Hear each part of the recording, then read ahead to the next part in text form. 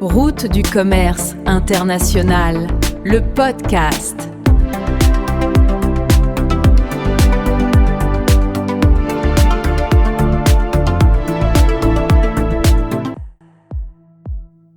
Bienvenue sur Route du commerce international, votre podcast.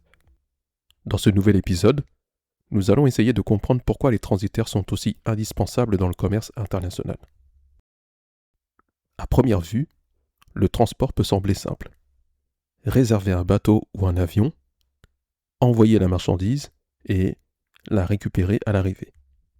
Mais dans la pratique, une entreprise qui expédie une marchandise à l'international devra gérer plusieurs missions, à savoir comment s'occuper du transport, quels documents doivent être établis, comment s'assurer du bon dédouanement de la marchandise, comment réduire au mieux les délais d'expédition.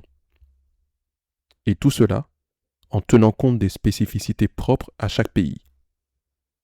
On l'a bien compris, cela devient vite complexe et flou. Un transport international, c'est en gros une succession de phases, toutes plus importantes que les autres.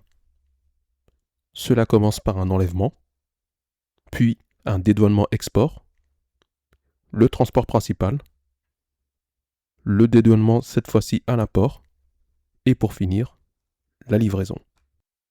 Et sans expertise, les erreurs arrivent très vite. C'est précisément là que le transitaire a toute sa place et va permettre de simplifier ces étapes. En gros, il va agir comme un intermédiaire unique qui coordonne à la fois les transporteurs, les compagnies maritimes, les douanes et les entrepôts.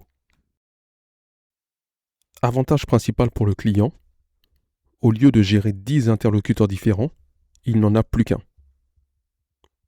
Grâce au transitaire et à sa connaissance du métier, les erreurs sont évitées, les délais sont optimisés, les coûts sont maîtrisés, car une simple erreur dans un transport international peut coûter très très cher, voire bloquer la marchandise.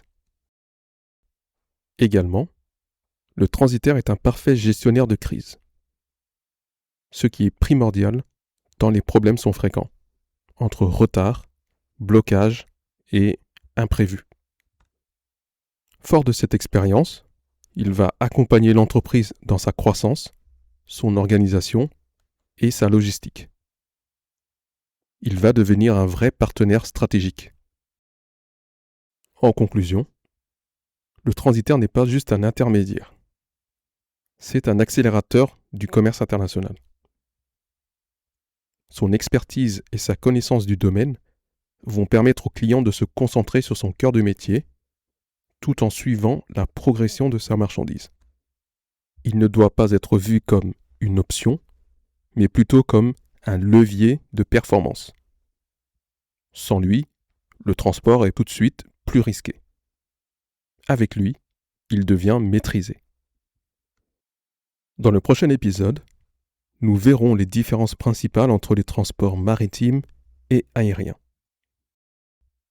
À bientôt sur Route du commerce international, le podcast.